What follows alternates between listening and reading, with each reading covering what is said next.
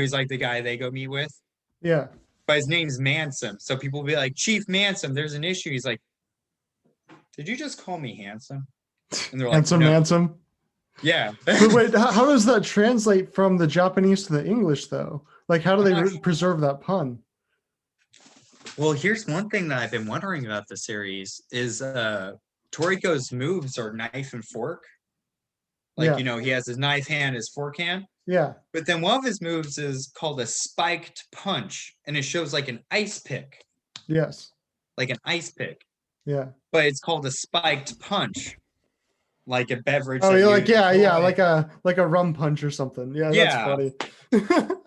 Anyway, so this is episode 6 or 7 of Read the Manga podcast. Today we're talking about One Punch Man, not Toriko, but I started recording because I appreciated your Toriko rant. Well, we're in a good mood today. Yeah, this is going to be a part 2 of our One Punch Man episode. We're going to be focusing on the manga up to chapter 84 and season 2 of the anime. Do you like it if I sling more into the background, be smaller, or be like big? I think we should just like do the entire podcast with a double chin. Let's do that. Yeah, this is how we're gonna do it. Wait, I could get a triple one going. Oh shit. No, maybe. Wait, maybe, dude, just gotta eat some more donuts. Tendies. Oh yeah, if anybody listening to us has not subscribed to our Tendies, don't do it. Buy AMC. Yeah. Anyway, but so One Punch Man season 2. Actually, with everything going on. Oh, sorry. Go ahead. No. Opening statement. Yeah. So, your face. How'd you like season 2? How did it compare to season 1? Was it pretty good? Honestly, everybody keeps talking about the animation. Yeah. But like, I don't know. It was funny. I talked to Destiny about that. She didn't realize there was a season 2 of One Punch Man for a moment. Oh, really? We got most of the way through because it auto-played from season 1. And she was like, wait, we went into season 2? Because I never showed her it when it was Japanese, or we watched it a long time ago. Yeah. So the dub on Hulu went from English to English for both seasons. Because if you don't know, if they don't have English for one season, you'll know when you hit season 2 or 3 they'll be Japanese. Yeah. And we just rolled right into it. And she was just like, I didn't really notice it. And, I pointed out, like, well, there are different studios. Like, the animation of the first season's phenomenal. Who did the second season? Because, like, I think the complaint was the only reason that people thought season 2's animation was bad because season 1's was too good. Like, it went to like excellent top of the line animation to like pretty good animation.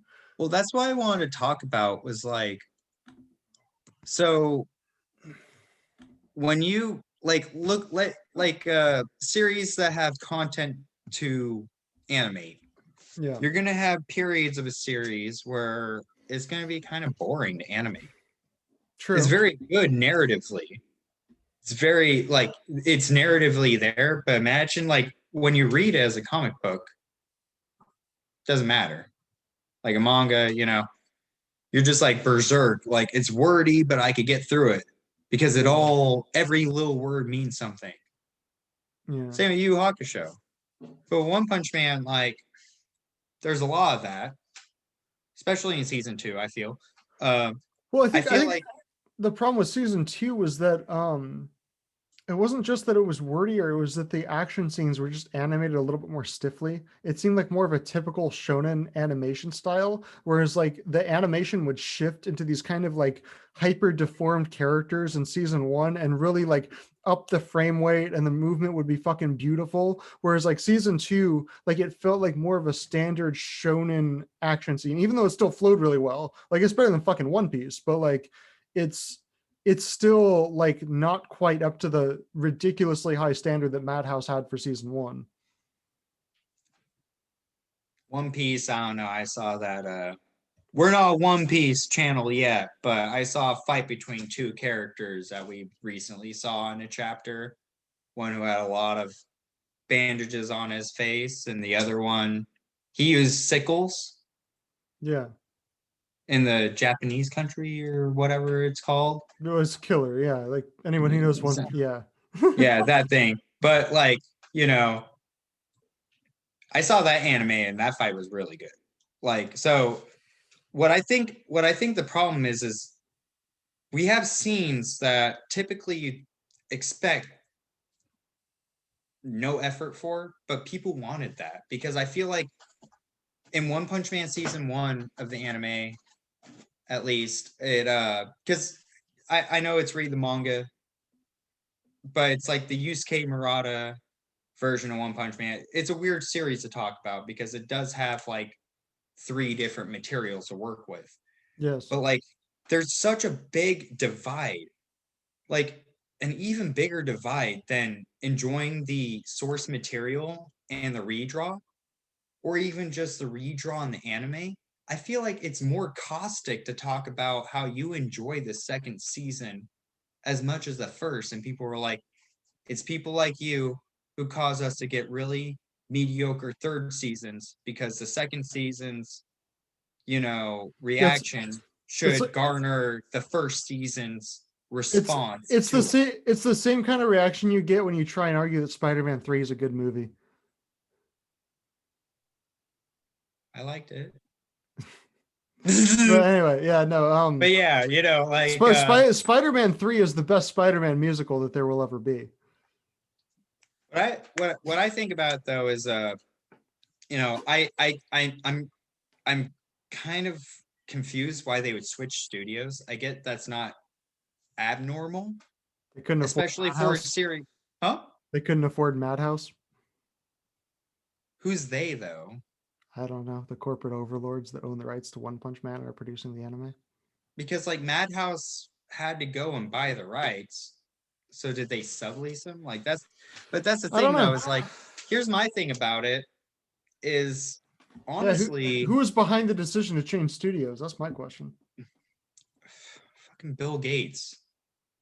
Probably not, but we should check to make sure. All right. No, I'm not doing that. I want to talk about the substance.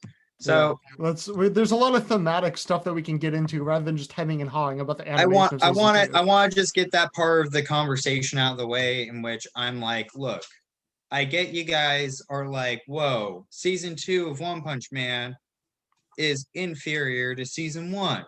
Mm-hmm. And I'm like, yeah, that's an opinion. That's all right. I don't care. Because like you could argue season 1 of Space Dandy is inferior to season 2 because they brought in all like guest artists and animators. Mm-hmm. And like the fact of the matter is like the differences between those is like, look, dude, you will have a manga medium. And if you like it being animated, you need to let these things be known and let people know. So all I want everybody to know is like, if you had an issue with the first season, second season differences, go through the proper channels and let people know. I personally feel like the first season, from what I understand, was a big effort based off of a lot of people who, just like Murata, were championing a series that nobody believed in. Like the GameStop stock of like freaking manga and anime. Like nobody cared about One Punch Man except for like 5 people who mattered, and it's still around and now has like multiple episodes, seasons, chapters, everything. Yeah. So we're going to talk about the substance. Like I understand. Like honestly, though, my favorite animation part was when Garo fought Death Gatling. I thought that shit was fucking on point, and I love Garo's thing. I think the music still stayed on point because they had the same musical guy and character designer. So I don't know. Sorry, I just want to get that out of the way that like I didn't want to really try and get too nitpicky on the anime differences between season 1 and 2 because that's what a lot of people like to talk about in their videos about this stuff. So then do you want to stop talking about it? And we can start talking about like the actual content of the manga and the anime and like what it's saying about superheroes and villains and monsters and how they all relate to each other and how we interact with media and comic books and how we perceive the differentiation between the heroes and the monsters and how that perspective might be a little bit different depending on what lens you're looking through. you want to get into that? God, that's a lot of work. Let's just keep talking about the differences between season 1 and 2. So no, okay. So there's right, okay. So okay. You take the first step in this dance. I need some help. This is one of those series where I think it could have easily gone to a place where it like runs through its one joke premise and then kind of just repeats it over and over again. But instead, One and to an extent Yusuke Murata were able to double down and really explore the deeper implications of the world that they've created and start creating like thematic foils between characters. The biggest example of which is Garo and Saitama. They're both characters that have internalized certain tropes in media and kind of seen themselves as a representation of those tropes and a fulfillment of those tropes. So Saitama obviously is the guy that's probably seen too many superhero movies and just seems like it would be a fun thing to do and works his ass off to do something that is ultimately like not something he's doing for an altruistic reason, but something he's doing because he's bored.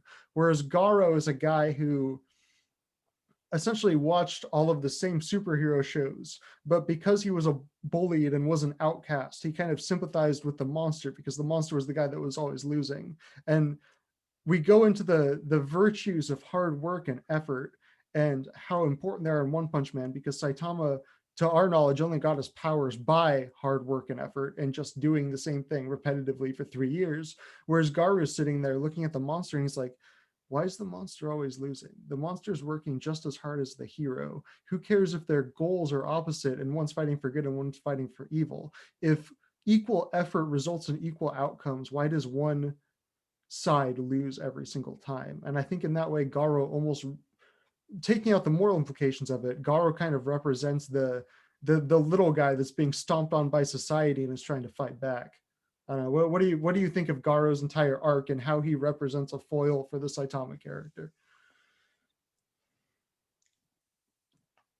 Well, okay. So one concept of One Punch Man I've been trying to understand is the theme of power. Yeah. Like, just the word power on its own is just so generic, basic. It's just force or change or energy or whatever. It's a Rorschach test. It can mean whatever you want it to mean. It just means how can you influence other people? Yeah. So like with that Rorschach chest in mind, like think about how you say Garo and Saitama. Like honestly, I didn't think about that. Bang is so old. Garo might be the same age as Saitama. Saitama's not old. Huh? Garo's 18, Saitama's 25. They actually say his age? Yeah, it was on the wiki. Oh, wow.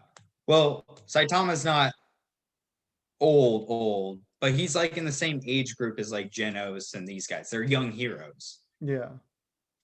I guess, but... Well, Saitama is the definition of peaked early, where it's like he's gotten like all of the power and all of the ability by the time he's 25 and he's just bored out of his fucking mind. Because like, how am I going to spend the rest of my life? Of their world. Except Donald Cerrone never became champion. Donald Cerrone's always been fighting for, like, trying to climb up the rankings. Everyday man, underdog for fun. No. Okay, so this is gonna go. He's fought monsters. No. Okay, I got a tangent to go into. And for anybody who doesn't like MMA, you could just ignore this because me and Corey are huge MMA fans, so we relate MMA to anime. Yes, all the time. I'm part of the huge MMA fan group now. After you got me into it, you're an upper level casual. But anyway, so Donald Cerrone, there's a whole theory about him that he chokes in big fights. And part of it, I think, is almost like the fear of success. Like what do I do when I become champion? When I get the belt, where do I go from there? And there's almost like, I don't want to say anything on Donald Cerrone himself because he's a real person and might have completely different goals and mentality and motivations, but it's an interesting character study of every time he's been in a huge fight that has championship implications, he's lost it decisively. Like he's not even been competitive in it, even in a situation where people believe that he had the skills to hang with the champion. And I think part of that is probably a psychological thing where like he sees what's happened to other champions and the boredom that comes once you actually get the belt and have nothing to fight for anymore. And that's the theory of why Donald Cerrone can fight 5 times a year, where he's just going out and looking for the thrill of it all and intentionally compromising himself, or maybe subconsciously compromising Not himself. taking promotions intentionally. What's that? Not taking promotions intentionally, like kind of through failure. He wants to stay a dog. He wants to stay almost like he wants to always have something to fight for. And if you achieve the belt, you almost have nothing anymore. Dustin Poirier is probably going through a similar thing too, because he even said he doesn't even want to fight for the belt, even though it's the thing that he's been looking for his entire career. He's like, have Michael Chandler and Charles Oliveira fight for it. I'm good. I mean, it's concept of being at the peak of the mountaintop. You know, all you could see are the other champions. And if they're in different weight classes or different sports, like, oh, wow, I see Tiger Woods over there, but I'm Khabib. Yeah. You know, and I think it's that kind of, some people love solidarity in that aspect. They want to be at the top, but then some people want that one guy who's at the top with them. Maybe they're the bottom. That's why Izzy Adesanya is kind of genius, because like he won the middleweight belt, defended a couple times, and he's like, this is cool, but I want that one. So what happens if Donald Cerrone or some random guy walks in wearing a shitty wig and a ill-fitting gi named Sharonko and just like through it all? So that entire tournament was basically what would happen if Francis Ngannou fought at bantamweight. I don't know why, but I got the biggest like disses on Yu Hakusho through that tournament. I have no idea why, but it's like it was one of those things where I felt like the whole tournament being just ear horned into a random section of the plot for no reason. Yeah, we're just kind of there. Yeah, like it gave me a very big Yu Hakusho vibe. I don't know why, but it just, they both have dogs thing. Like they both ended with monsters, or they had monsters in them. But I mean, like, I don't know why. It just kind of, it was like if One Punch Man did the Dark Tournament, it would just be a lot of characters just like unimpressing other people and overimpressing other people for no reason. Like, I don't know. Yeah. So what's your opinion on that? Like, it was his attempt at a tournament. Well, the tournament arc is interesting because it represents that dichotomy that's always in One Punch Man of like they're deconstructing half of the tropes and they're playing half of the tropes straight. And the tournament arc was a great example of like I like that. A bunch of like typical shonen protagonist characters, or typical characters that you would see in a shonen, getting built up as like the main like shonen villain and being thrown into this tournament. And then Saitama's the monkey wrench that comes in there and completely fucks up the entire dynamic of what was supposed to be a typical shonen structure, where Suryu is like the protagonist, where it's where it's like Saitama is like the least likely main character ever, but he is, just because he's the most powerful guy there by a huge margin and nobody else has even a chance. So the whole tournament was fun because you get a bunch of like typical shonen characters, like almost like shonen stock characters, reacting to one weird element being thrown in there, which is Saitama, which is one of the most unusual characters that you could put in the shonen manga.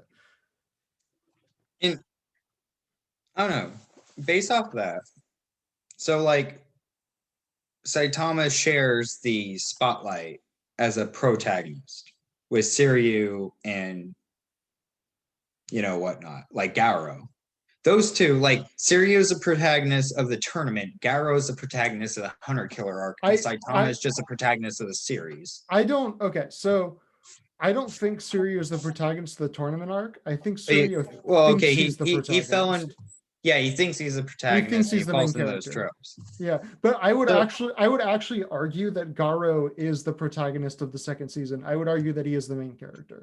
I argue against you on that because I think he's the main character too, and that's why I appreciate about season 2. And I think strong disagreement there.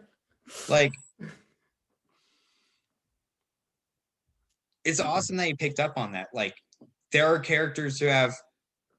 I don't know if you know the channel RCD World or RDC World, but they do there's one video they do where it's like when you find out you're not the main protagonist in an anime, it's like the dude goes to fight a guy and gets stabbed and lays on the ground, and some other guy shows up and he's like, "Don't worry, I'll save you. I have the hidden beast inside me." He's like, "Shit, why did I realize this? The show is named Tyrone Johnson. My name isn't Tyrone Johnson. I'm gonna die."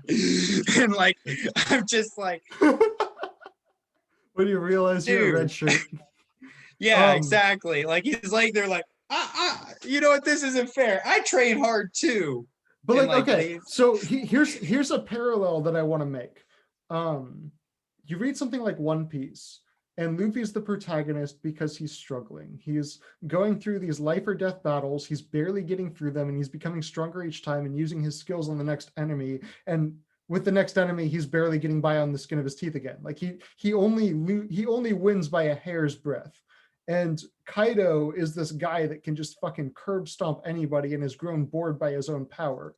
In One Punch Man, that dynamic is reversed. Saitama is the Kaido in the situation. He's the guy that has gotten too powerful for his own good, and Garo is the Luffy, because Garo is the guy that's actually enjoying life and being excited through these struggles and getting into these life or death battles and actually feeling real consequence and even losing some fights. And he's actually going out there and improving himself and getting better. And Garo's almost a more endearing character in One Punch Man Season 2 than Saitama is, because Garo actually has something to fight for. And Saitama's sitting there at the top of the mountain searching for existential meaning, where Garo fucking has it. Like, he knows exactly what his goals are. He knows exactly what he needs to do to get to the top.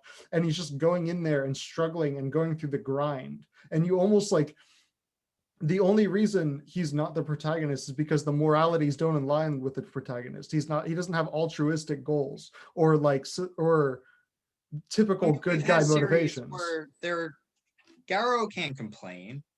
If he existed in our world, he would have plenty of series to work with that he would like. He would just be that edgy kid. Like, it just, like, Devilman. He's not a hero. He's a protagonist, but Devilman's not a hero per se. Like, a lot of people would disagree with that. Go Nagai is a bad example, because Go Nagai is somebody who's been fucking with shonen tropes before shonen was even a thing. Go Nagai is one of those. He was just writing before like other people did it, you know, like create standards.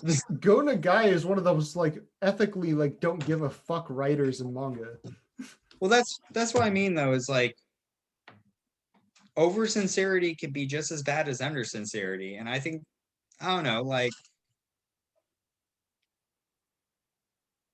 I feel like it's kind of bothersome, like how sincere and simple and beautiful the character Saitama is, but like his impact wavers. And I get like, I'm different. I'm a big Saitama fanboy, like as a character. I love his character. Like, you know, and honestly, like when I look at Saitama, I feel like he's a character who really wants to feel.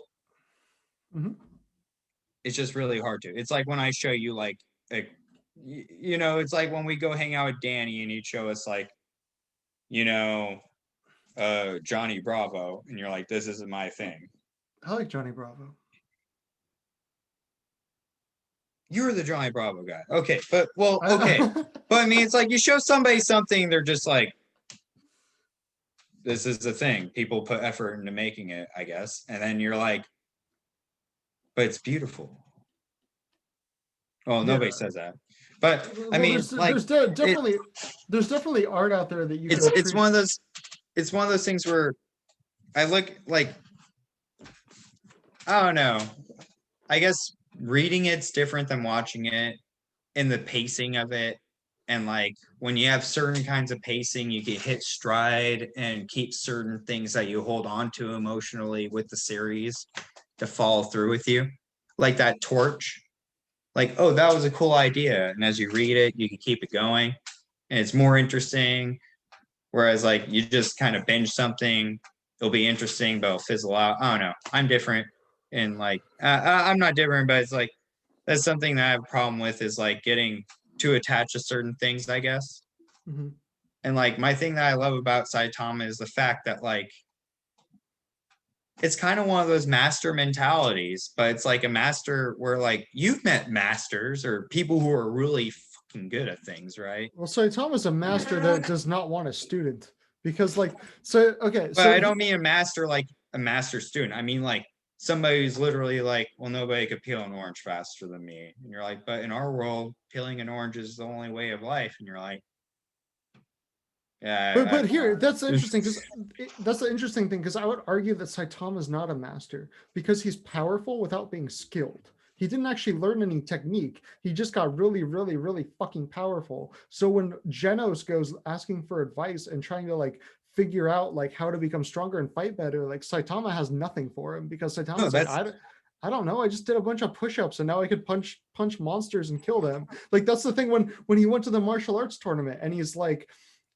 I feel like I'm missing something in fighting and I want to like figure out what martial arts is about. Fancy. Yeah, no, like that's what I was moving fancy as you get them. Well, yeah, no, he goes but to the who beats him all the time? He goes to the martial arts tournament and he basically tries to find out like what the meaning of fighting is and try to expand his own skill set. And by the end of the tournament, the only thing that he can gather is like, okay, so martial arts is just about doing a bunch of fancy spinning moves to kill monsters. And it's like, they're like, dude, that's not all you got from that?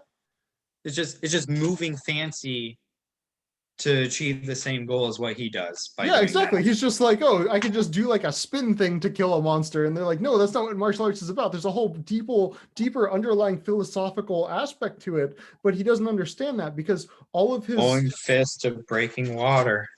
Well, yeah, but his that's why I think season 2 is great though, because Garo is Bang's student. And he's the number 3 hero after like Blast and Tatsumaki. And Blast, we don't know his power level. We know the second is a crazy powerful psychic. Wait, okay. That's like, can we do some spoilers for the most recent chapter? Because I want to talk about Blast a little bit. When he comes out and he's just like whoa, what's up happening? You didn't touch that block, did you? Yeah. All right, peace out. Hello, fellow heroes. Like he's just like this fucking like the chillest, weird, like kooky superhero guy. You know what's like fucking hilarious is he looks like Endeavor from My Hero Academia. But Endeavor's like the biggest tight ass in that series. Like, don't talk to me. You're not my fan, blah, blah. Like, fuck off. Whereas, like, Blast is like, you didn't touch that, did you? Oh, good job, because that thing's bad news. What's up, guys? Just dropping through. Misplaced my God cube. I'm just going to take that, go back to my black hole. You guys have fun here. Which, everybody, keep in mind, it doesn't change the plot at all. I've read the webcomic. The redraw author adding that in was just for fun. Yeah, that's what it honestly seems like. I feel it was supposed to like the webcam or the not webcam author, because I don't want to see what one does for his OnlyFans to make money. But the webcomic author one, I'm pretty sure he just liked having that one ominous hero on the Pantheon. Keep an air of mystery. Yeah, and I feel like so many people kept coming up with like just stupid fucking like headcanons that he was like, look, if I don't pick one now, somebody out there with enough people is gonna like put a stake on that and say that I copied it. So I feel like just throwing that out there willy-nilly was a great idea. Because it puts a wrench in all the weird, stupid theories and whatnot. Yeah. And I think, who do you think the last, if you can picture an end of One Punch Man, who do you think is the hero that like gives Saitama a good fight, or the villain that gives Saitama a good fight? Like, where do you think he's ever gonna get his nut? What? I don't know. See, we all want Saitama to finally have that fight where it's tough, but do we want him to lose it? And like right there, that question comes up like, well, I want him to win because I love Saitama. He's my boy. But then like I'd be cool with a draw. Saitama doesn't want to lose. He wants to win. He's a hero. He wants a good challenge, but it would be very boring to an audience to see him fight and just win again. So the author automatically is kind of put in a position where they're like, if I go that route, it's like the mole people scene again. And you can't do the mole people scene again, like the Subterraneans from season 1. And like even you think that he's being pushed by Boros. but he really just let Boros paw him around like a kitty. He was sparring with Boros. I think the true, well, for one, I love the name of the series. He's Cape Baldy. Season 1 starts with him not being Saitama. We need to refer to him as his official hero name from now on. Yeah. Cape Baldy. But what's the name of the series? One Punch Eventually, Man. his goal isn't to become more powerful, it's to be recognized. Yeah, and that's the point. I think his hero name by the end of the series will be One Punch Man. That's the name of the series, because he'll walk down a street and they'll be like, there's that guy who kills every monster in one punch. What's his name again? Well, you're drunk. Yeah, you're right. Oh, One Punch Man. Yeah. And I think that's the point. Like, the series is called One Punch Man because the joke is that he has a name like Cape Baldy, but that would be a better hero name for him. So the true victory of the series would probably be him getting that name at the end of it. It doesn't matter if he's even #1 on the hero charts, because I honestly feel like we're more invested in Genos finding out his revenge stuff than Saitama just being #1 hero. Yeah, I couldn't give less of a shit about Genos' arc. That's the thing, though, is like I feel like there's a lot of interesting side plots. That's the point of like Saitama's story is set. Like, we just need to see him just happen along all these people's, but he like, needs bullshit. he needs to complete his arc. Like, he needs to find a good challenge at some point by the end of the series. Like, okay, so this is he said in the very beginning, I always want to be a hero that sent away the villains with one punch. When did he say that? I thought he just got too strong. Like, I don't think his intention was. No, he said that. He said that as he tied his tie around his fist after while he fought the crab dude. Yeah.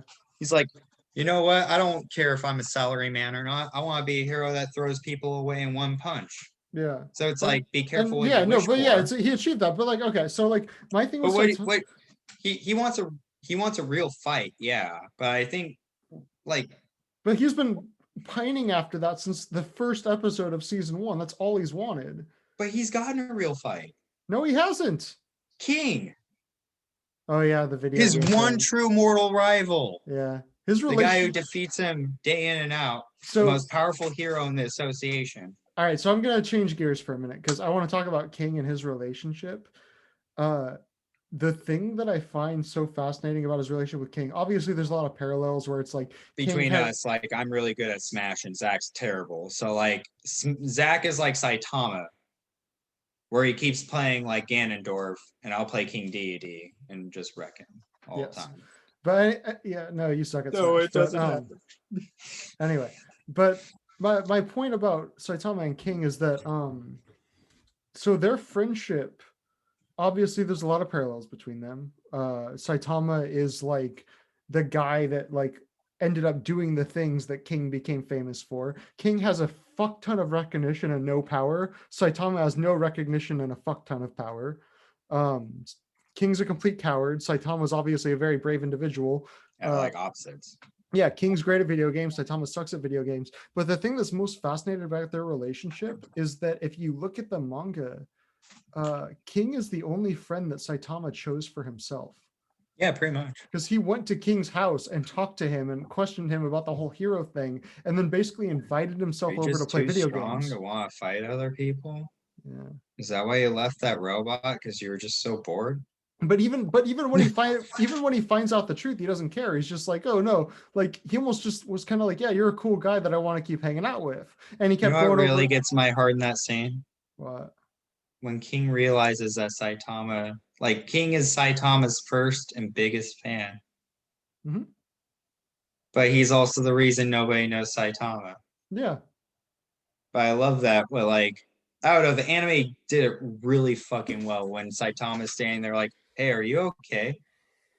And it shows like him with hair again, and King's just like covering his eye. Yeah. And I was just like, dude, that's such a good scene. I don't know. Their friendship's so great. Yeah, it's adorable. And King is the only one that Saitama genuinely confides in and is like talks about like his mental anguish and stuff. He doesn't do that with Genos.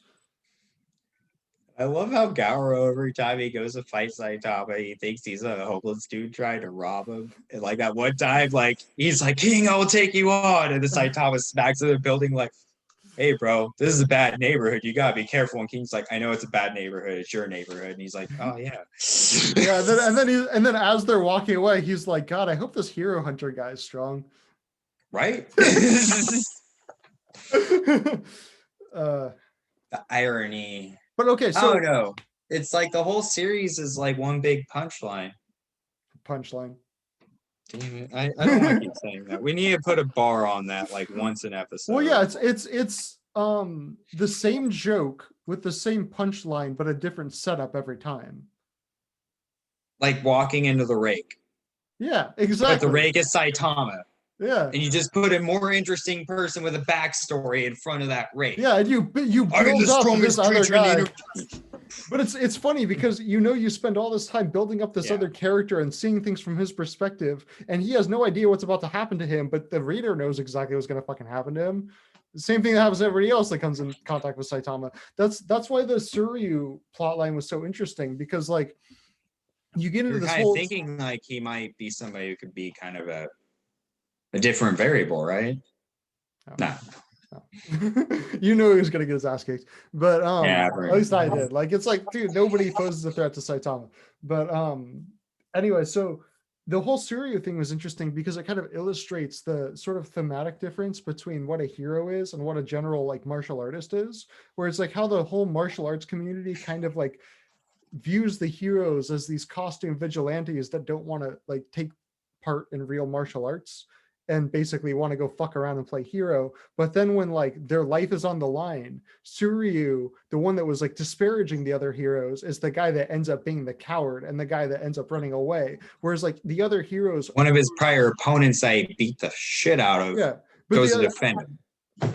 But the other heroes that know that they can't win stand up anyway. It's that John Wayne quote of courage is being scared as hell, but saddling up anyway. Like, that quote applies perfectly to One Punch Man, because that is the difference between the people that sign up to be heroes and the people that don't, even if they are strong. The people that like, that's why Licenseless Rider, Moomin Rider, is so great, because even though he is not powerful, he will fight to the fucking death to defend his ideals and defend the idea of being a hero and try and stop the bad guy. Like the so we can all agree nobody likes Gaoro because of that, right? What do you mean? I hate Gaoro. Like, I love him as a character, but as a person, just see him go trying to stomp out the heroes. Well, just doing that to Moomin Rider's face onto the pavement. I'm like, that's Moomin Rider. Fuck you, dude. I hope you get your shit kicked out. Yeah, but it's almost like even though Garo's the bad guy, I still root for him because he is struggling, because he's like going through the grind and trying to get better and trying to improve himself. He has upward mobility. He has potential that he hasn't reached yet. That's what makes him so interesting, that he is going through his own like shonen protagonist saga of going up the rankings of the heroes and fighting more and more powerful fighters until he becomes the best. Yeah, he technically had his own ranking boost. Like, outside of it, like, I fought rank A's, I fought rank B's, now I'm at rank S. Like, yeah, he didn't play by the rules like Saitama is just doing the bureaucratic grind to get up to ranks. Like, he's just like, I'm gonna skip line. Well, yeah, and he's not even a hero, so he's not even getting ranked, but his like disaster levels going up, and he's like gaining a reputation for fighting more and more powerful heroes. Isn't that kind of interesting though? So like Garo, like what you said about Siryu, right? Now take what you said about Siryu and apply it to Garo. Like, Siryu is a martial artist who belittles heroes because he believes they're just a bunch of bozos that have maybe some martial capability, but not too much, and pretty much just showboat.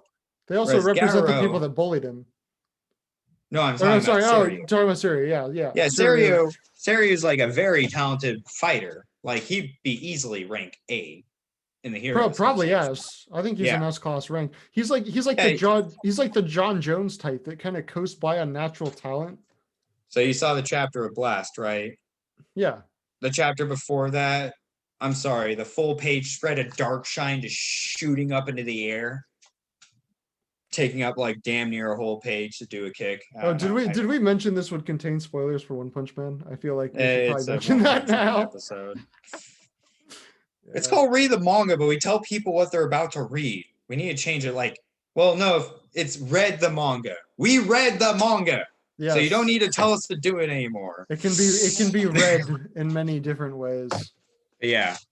That's why season 2 is funny. It took me a bit. Actually, like after reading it like hell days ago, years ago, like the webcomic, and then getting the redraw, and then watching it, then watching it again, then watching it again, and then watching it for this podcast. It finally hit me in the face like, oh, Siri is a martial artist, Garo is a martial artist, but like one hates heroes and the other one hates heroes. Wait. Where's this going? I don't know. You're the one making No, that's what I'm saying is like our author showing us two characters falling into the same tropes, but one is obviously you don't give a crap about, but you care about Garo. Yeah. Because Garo is not as much of a douche. Here's the thing. Garo's humble. Garo knows what he can be when he's beaten. The author's able to Garo knows that there are more powerful people than him. The author's able to duplicate tropes, like he's piping them onto a cookie sheet.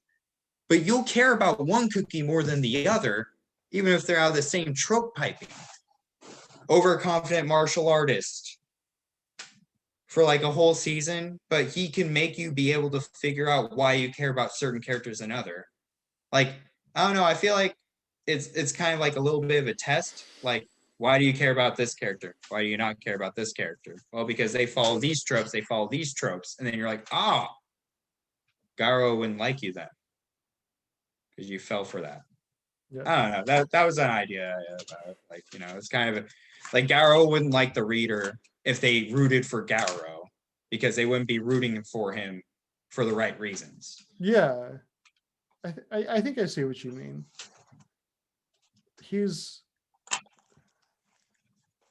a complicated character. He is. Like, Light Yagami and Garo wouldn't get along. Because Light would think he's a hero. Whereas Garo would actively hunt anybody who thinks that they're doing better for society.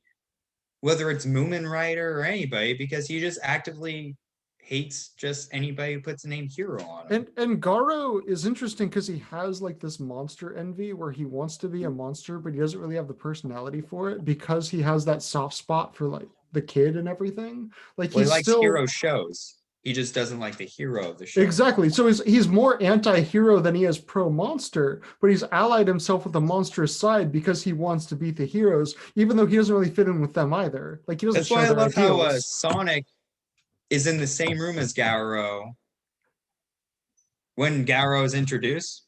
Yeah. And Sonic's like, nope, this is stupid. I'm out, and dips. Sonic, like he would turn on the TV and be like, so it's Kamen Rider versus I don't give a shit.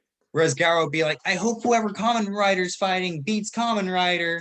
Yeah, whereas Sonic is just like, this is fucking dumb. Yeah.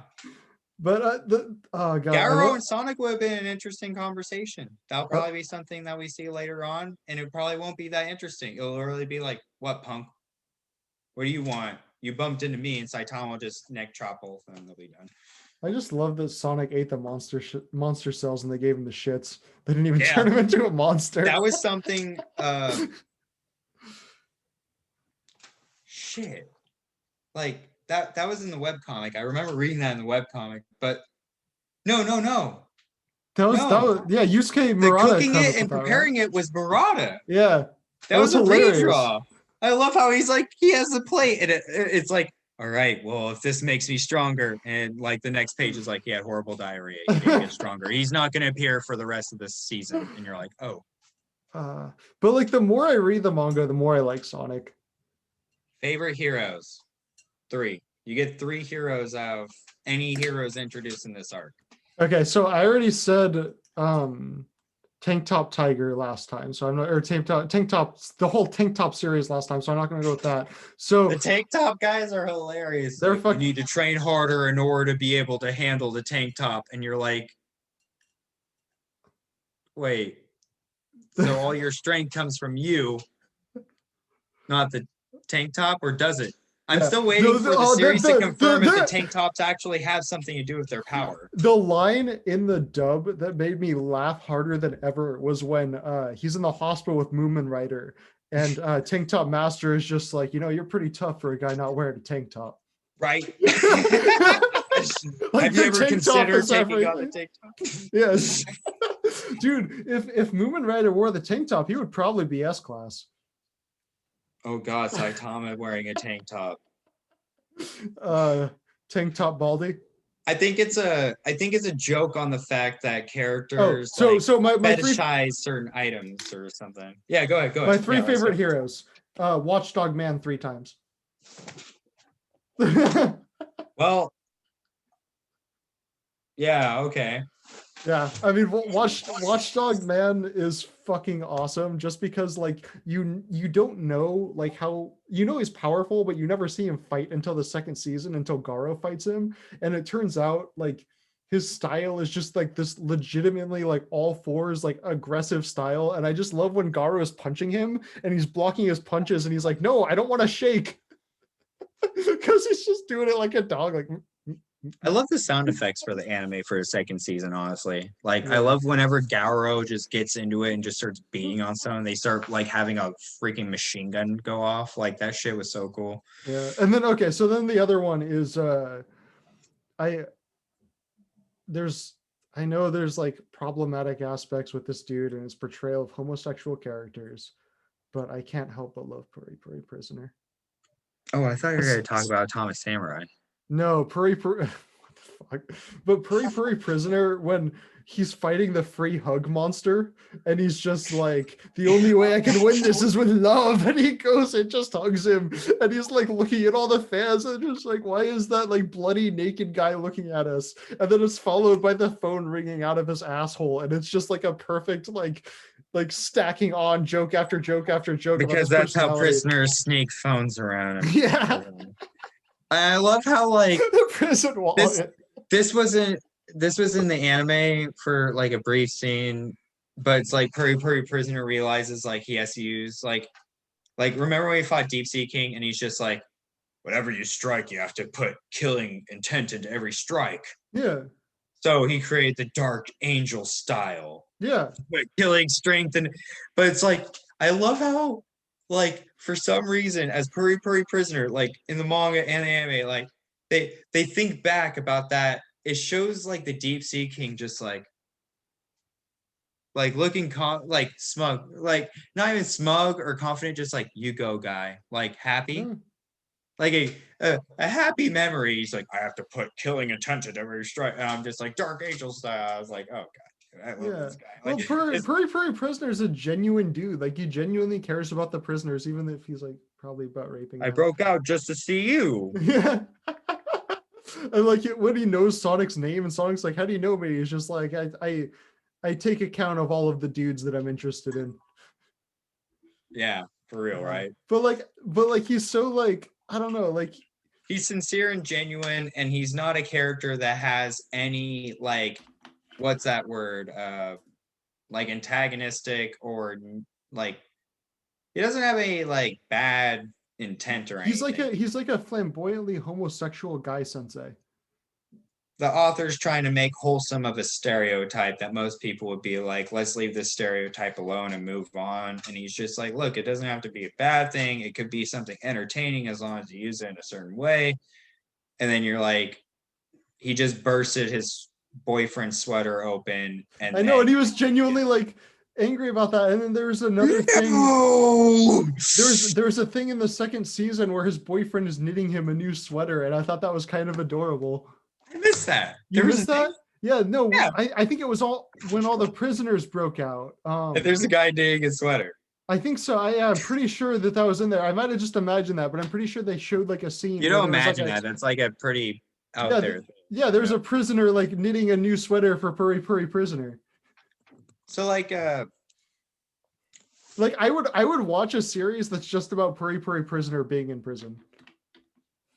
I think that's what's funny though, is like, probably a hentai though. We're being given the most basic ass character in the series. Like, if you were to be given all these characters as like we were walking through the mall and we go and do like a freaking survey and like what would you watch a series on, and you list every character with their backstory and then just says Saitama like worked out a lot, hero for fun. Nobody would click that.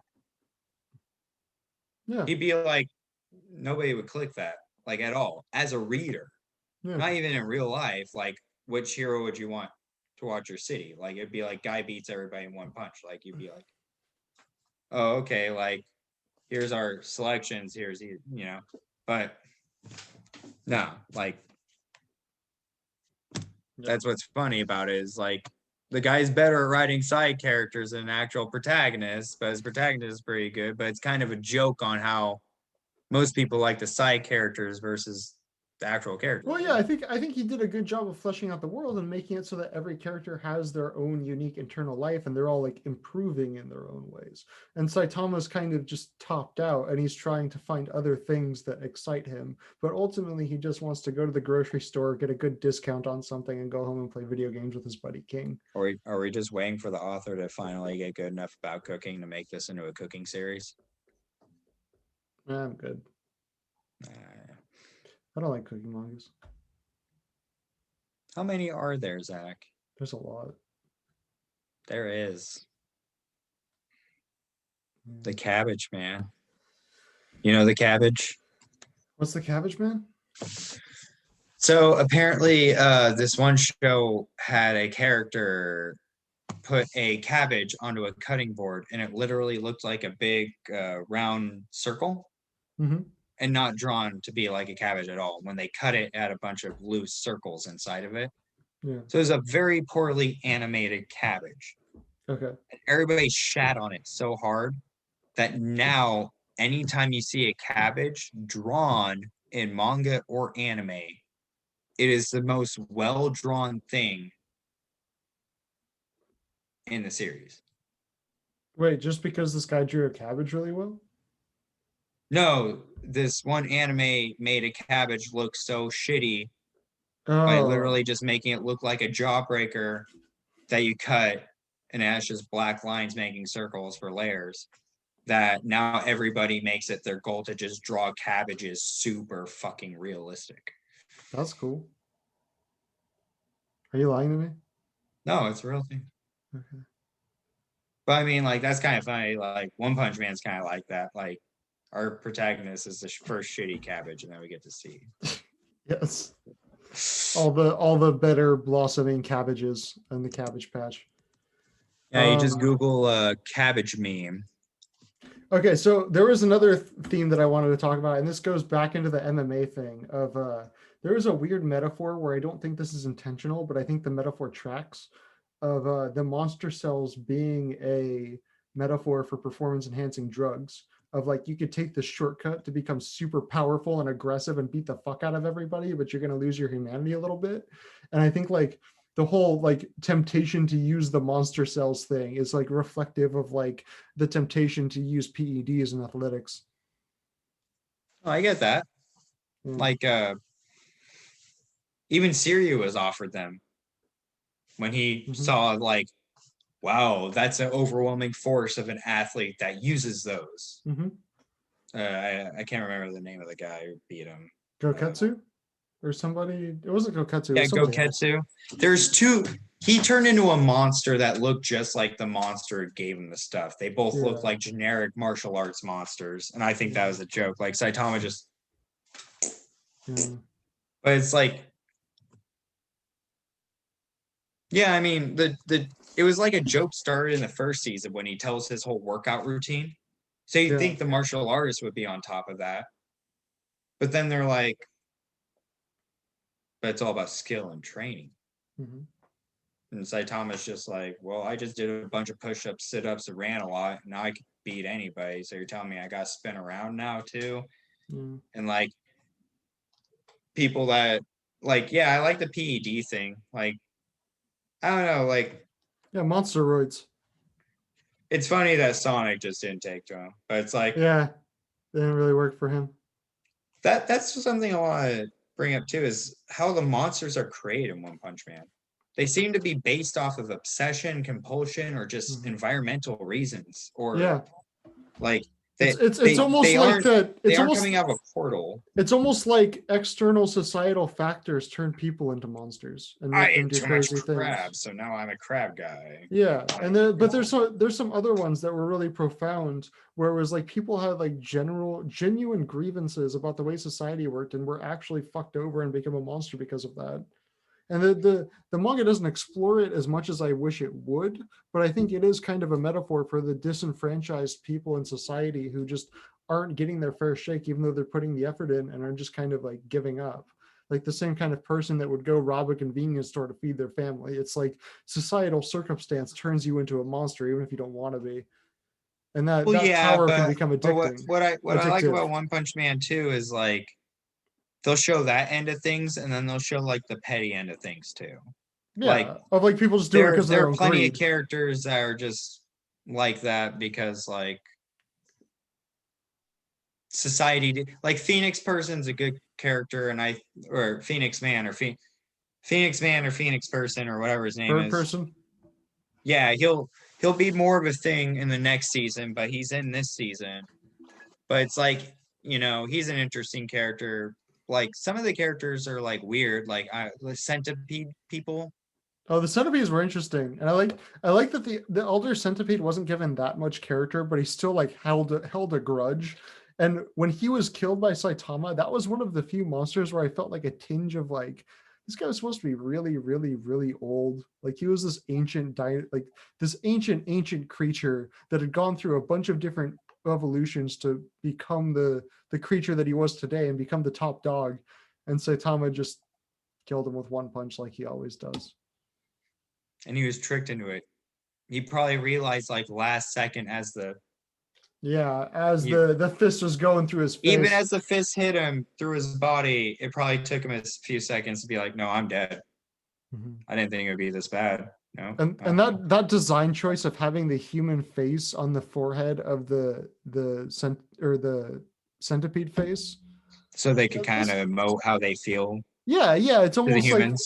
Yeah, it's like almost like Uncanny Valley, but it's also like gives you like more empathy for the monster because you put a human face on it. It's not just a creature. It's like there is like how Garo looked at monsters. We get to see a lot of these monsters and hear them talk and have human faces and interact with it, Yeah, the monsters get way more development in this season than they did in the first. They're honestly living because internal lives of you their own. saying the whole face on the centipede things made me think about that. Like it kind of falls in line with how Garo would what's that word? Humanize him. You know what it makes me want to do? It makes me want to draw a centipede face on my forehead and go attack a centipede colony. Don't do it, you'll die. They're pretty venomous. No, venomous. Yeah, not poisonous. Poisonous is passive or something, and venomous is active or some shit. I don't know the difference. Well, I don't know. Poisonous is like you touch it and you get poisoned, like poison oak or something. Venomous don't is like learn science from anime and manga people. Just don't do it. It doesn't work. No matter how they want to tell you about negative space and positive space, or they open a Snapple cap and create a character power after it. Like unless it's Planetus. That's got pretty good science to it.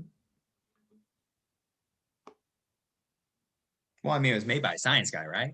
Yeah, Bill Nye. I don't know. With One Punch Man season 2, I think what it really does is the first season was like more of a display of force, kind of showing just like how interesting it would be to see a world in which somebody's just like a walking god. Whereas we get to see more of the world in season 2. So that's why I could see, like, honestly, even if Madhouse animated season 2, I think it wouldn't be that much different because like there's a lot more world building, conversation, just slice of lifeiness that we love with that. And I feel like season 3, you want to bring in Madhouse if you want to do that kind of stuff. Season 3's got some crazy shit.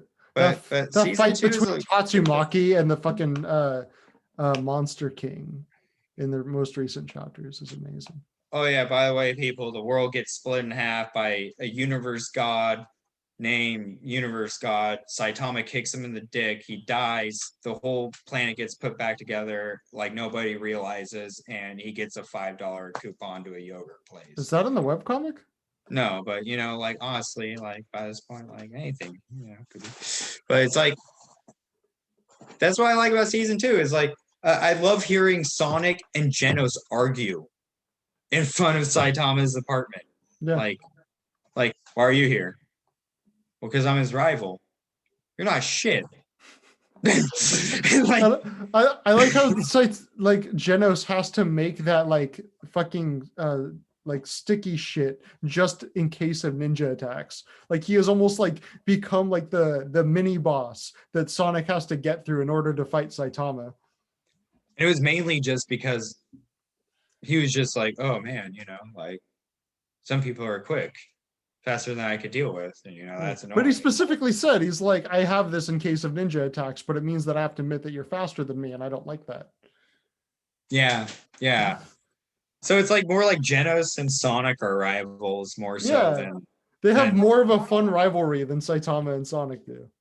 Like I would more love to see just more people crowd in front of Saitama's place, like like every like Garo, Genos, like all those people just like crowding in front, like no, I'm gonna fight him. It's just like a free for all tournament. Well, I think they're all going to become friends with Saitama at the end and respect his strength. And he's just going to be like, get the fuck out of my house. And it's just going to be crowded with his little fan club that's hanging around. And I think what happens is like, I think eventually we're going to find out the source of why monsters appear. One thing I do want to point out is I hope I never find out the true source of Saitama's powers. Me too. I don't think we need to learn it. Yeah, I'm fine with it just being like as is. Okay, so it is 10:40. I gotta get going pretty soon, but we never really discussed what manga we're gonna do next. Do you have any suggestions? I want to think about it. Give me a few hours. I'll give you a text or in the morning. But I think this should be a surprise one for people watching.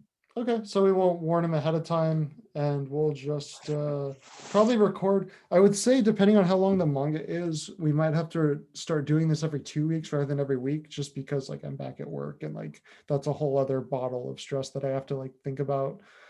But yeah, so we will figure it out. But this has been one of the episodes of the Read the Manga podcast. This one is our final episode on Onepunch Man.